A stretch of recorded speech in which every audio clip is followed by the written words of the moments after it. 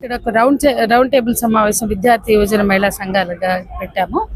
కేంద్ర హోంశాఖ సహాయ మంత్రి బండి సంజయ్ కొడుకు బండి భగీరథ్ మీద ఫోక్సో చట్టం కింద కేసు నమోదైంది ఈ నెల 8వ తారీఖున. కానీ ఇప్పటి వరకు అరెస్ట్ చేయరా. అందరం ఆశ్చర్యపడుతున్నాం. 8వ తారీఖు కేసు నమోదైతే 10వ తారీఖు ఆయన ప్రధానమంత్రి సమక్షంలో, ముఖ్యమంత్రి సమక్షంలో హాజరవ్వడం, ముఖ్యమంత్రి బండి సంజయ్ని నా స్నేహితుడని ప్రకటించడం, ఆయన స్నేహితుడి కొడుకైన బండి భగీరథ్ అక్కడే అందరికీ, ఈ దేశ ప్రజలందరూ చూసే విధంగా, మీడియా అంతా చూసే విధంగా, పోలీసు అధికారులు సమస్తం చూసే విధంగా అక్కడ నిలబడి ఉండడం, ఇవన్నీ అందరికీ తెలిసిన విషయాలే. అయితే విచిత్రంగా నిన్న అతను అబ్స్కాండింగ్ అయ్యాడు, అతని ఫోన్ కూడా స్విచ్ ఆఫ్ అయ్యింది అని పోలీసులు ప్రకటించడం, ఈరోజు అతనేమో యాంటిసిపేటరీ బెయిల్కి హైకోర్టుకు వెళ్ళడం, ప్రభుత్వం ఏమో ఒక సిట్ విచారణని ఏర్పాటు చేయడం, రితిరాజ్ అని ఒక ఐపీఎస్ అధికారిని, కూకట్పల్లి డీసీపీని ప్రయోగించడం. ఈ వింత నాటకం ఏంటి? ఇంత విజయవంతంగా ఈ వింత నాటకాన్ని ఎందుకు ప్రదర్శిస్తున్నారు అనేది కూడా మేము ప్రశ్నిస్తున్నాం. దానికి ముఖ్యమైనటువంటి కారణం ఏంటంటే, పోక్సో కేసు ఒక మైనర్ బాలిక ఆరోపించింది బండి భగీరథ్ మీద. కానీ అదే రోజు హనీ ట్రాప్ కేసును కూడా పెట్టారు. హనీ ట్రాప్ కేసు ఒక చిన్న పిల్ల, అంటే 17 ఏళ్ల అమ్మాయి మీద ఎట్లా పెడతారు? పోక్సో కేసులో అది వేరు. అందులో ఇమ్మీడియట్గా నిందితుడిని, నేరారోపణ ఎవరి మీద అయితే జరిగిందో వాళ్ళని అరెస్ట్ చేసి రిమాండ్కి పంపాలా. కానీ 8వ తారీఖు నుంచి 10వ తారీఖు వరకు చప్పుడే లేకుండా దేశం అని ఎంత ధైర్యం ఉంటే, నన్ను ఎవరు అరెస్ట్ చేయరన్న భరోసా ఉంటే, నేను కేంద్ర హోంశాఖ సహాయ మంత్రి కొడుకును కాబట్టి నా జోలికి ఎవరు లేరని అంత పెద్ద ఎత్తున జరిగిన మీటింగ్లో మీడియా సమక్షంలో, పోలీసు అధికారుల సమక్షంలో ఉన్నారు అనేది మనం అర్థం చేసుకోవాలి. అదే సమయంలో హనీ ట్రాప్ అనేది దౌత్యానికి సంబంధించినటువంటి విషయాల్లో దేశ భద్రత, ఆంతరంగిక భద్రతకు సంబంధించిన సమాచారం వేరే దేశాలకు చేరవేసినప్పుడు వాళ్ళు ఇటువంటి అమ్మాయిల్ని ప్రయోగించి అది రిలేషన్షిప్లోనో లైంగిక సంబంధమో ఏర్పరచుకుని ఆ ఇంటిమసీలో ఈ సమాచారం అంతా వాళ్ళకి లీక్ చేస్తే దాన్ని హనీ ట్రాప్ అంటారు. ప్రపంచవ్యాప్తంగా హనీ ట్రాప్ అనే పదాన్ని ఎట్లా ఖాయం చేశారో బండి సంజయ్ తెలుసుకోవాలి. నువ్వు హోంశాఖ సహాయ మంత్రి అయితే కావచ్చు, నీ దగ్గర మీ శాఖలో అజిత్ దోవల్ లాంటి పెద్ద అధికారులు ఉన్నారు కదా, ఎంతో మంది ఐపీఎస్లు, రిటైర్డ్ మాజీ అధికారులు ఉన్నారు కదా, హనీ ట్రాప్ దేన్ని అంటారో కూడా వీళ్ళకి తెలియదా? అంటే ఎవరిని పడితే వాళ్ళు 17 ఏళ్ళ అమ్మాయి ముఖాన నువ్వు హనీ ట్రాప్ చేసావని పడేస్తే అయిపోయిందా, నేను 50,000 కొట్టినా అంటే ఆ అమ్మాయి 50,000 రిటర్న్ ఇచ్చింది వాళ్ళ దగ్గర ఉంది. అట్లాగే అతను ప్రేమించాను, నన్ను ఇన్స్టాగ్రామ్ లో చూశాను, నిన్ను అక్కడ చూశాను, ఫేస్బుక్ లో చూశాను, నువ్వు నాకు ఇష్టం అని చెప్పి పరిచయం చేసుకున్న మెసేజ్లు ఉన్నాయి. ఆ తర్వాత ఆ అమ్మాయి 2025 జూన్లో అమ్మాయికి పరిచయం అయింది. అప్పుడే ఏప్రిల్లో ఆ పిల్ల 10th పాస్ అయింది.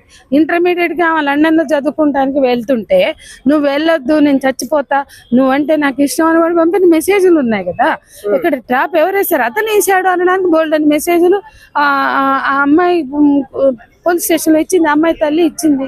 అంటే అతను ఇష్టం అనడం, కిందికి రమ్మనడం, రాకపోతే సస్తా అనడము, ముద్దు పెట్టుకోవడం ఆ బేస్మెంట్లో, వాటికి సంబంధించిన ఇన్ఫర్మేషన్ అంతా వాళ్ళు ఇచ్చారు కదా. ఎవరికి ఎందుకు ఓపిక లేదు? పోక్సో చట్టం పెట్టారు, నీకు క్లారిటీ లేదు, నీకు బండి సంజయ్ లాంటి వాళ్ళని, వాళ్ళ కొడుకుని అరెస్ట్ చేయడానికి దమ్ము లేదు. అమ్మాయి సబ్మిట్ చేసిన మెసేజ్లు మీరు స్టడీ చేయండి. ఎక్కడెక్కడ, ఎప్పుడెప్పుడు, ఏ రిసార్ట్, అనన్య రిసార్ట్కి డిసెంబర్ 31 తీసుకెళ్లాడు. అంతకుముందు నవంబర్లో ఏ లేక్ వ్యూ అపార్ట్మెంట్స్, సమ్మేదో అపార్ట్మెంట్స్, వ్యూ అపార్ట్మెంట్, అది అనన్య వేరు, అది 31 డిసెంబర్. నవంబర్లో కూడా ఒక అపార్ట్మెంట్కి తీసుకెళ్లాడు, అక్కడ కూడా అమ్మాయి మీద అటాక్ చేశాడు. దానికి సంబంధించి కూడా వాళ్ళు పెట్టుకున్న మెసేజ్లు ఉన్నాయి. నేను నిన్ను పెళ్లి చేసుకుంటా, మైనారిటీ తీరాక మనం పోదంగా, నువ్వు పోకు లండన్కి, నువ్వు పోతే నేను చచ్చిపోతా అన్న మెసేజ్లు కూడా ఉన్నాయి. ఆ తర్వాత వాళ్ళ మధ్య జరిగిన గొడవలు, అంటే నువ్వు ఎందుకు అట్లా ప్రొసీడ్ అవుతావు, మనం పెళ్లి చేసుకుందాం అనుకున్నాం కదా అని వాళ్ళు పెట్టుకున్న మెసేజ్లు చాలా ఉన్నాయి కదా. అవన్నీ వాళ్ళు సబ్మిట్ ఆల్రెడీ చేశారు కదా. అట్లాగే పోలీసులకు బుర్ర, బుద్ధి, జ్ఞానం ఉంటే హనీ ట్రాప్ కేసే పెద్ద ప్రైమా ఫెసి. అంటే ఈ కేసులో ప్రైమా ఫెసి ఉందా లేదా, అరెస్ట్ చేయడానికి ప్రైమా ఫెసి ఉండాలి. అంటే బండి సంజయ్ కొడుకుని అరెస్ట్ చేయాలంటే ఈ అమ్మాయితో అతను లైంగికంగా దగ్గరగా ఉన్నాడా లేదా, చాలా, ఇంకేం అక్కర్లా. బండి సంజయ్ కొడుకు నాకు సంబంధం ఉందని చెప్తున్నాడు, బండి సంజయ్ కూడా సంబంధం ఉంది అంటున్నాడు. హనీ ట్రాప్ అంటేనే అది కదా. హనీ ట్రాప్ అంటేనే మా మీద వల వేసింది, మా అబ్బాయి పడ్డాడు అని. అంటే నీకేమో 25 ఏళ్ళు లేదా 24 ఏళ్ళు, నువ్వు మేజర్వి, అమ్మాయిది బాధ్యత కాదు. నువ్వు వల్ల పడ్డా అని చెప్పినావు కదా, హనీ ట్రాప్ అంటేనే అది.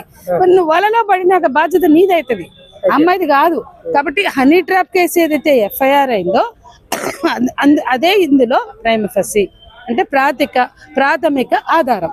అంటే నేను వాళ్ళు సబ్మిట్ చేసిన ఆధారాలను కూడా తీసుకోమంటలేను, కానీ ఇందులో ఉన్న ప్రాథమిక ఆధారాలు ఎన్నో ఉన్నాయి. వాళ్ళు సబ్మిట్ చేశారు, పాపం బండి సంజయ్ కూడా సబ్మిట్ చేశాడు హనీ ట్రాప్ కేసు పెట్టి.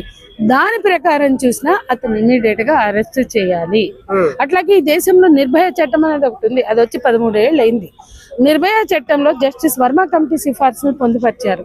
జస్టిస్ వర్మ కమిటీ సిఫార్సుల్లో చాలా స్పష్టంగా ఉన్న విషయం ఏంటంటే, ఆ నేరం చేసిన వాళ్ళు పెద్దవాళ్ళైనా లేకపోతే బడాబాబులైనా, ముఖ్యంగా ప్రభుత్వ అధికారులు, పోలీసులు, పారామిలిటరీ దళాలు, రాజకీయ నాయకులు, పవర్ లో ఉన్న వాళ్ళు పవర్ ఎక్సైజ్ చేసే అవకాశం ఉంటుంది. కాబట్టి అమ్మాయిల్ని లొంగ తీసుకునే అవకాశం ఉంటుంది, లేదా ట్రాప్లు వేసే అవకాశం ఉంటుంది.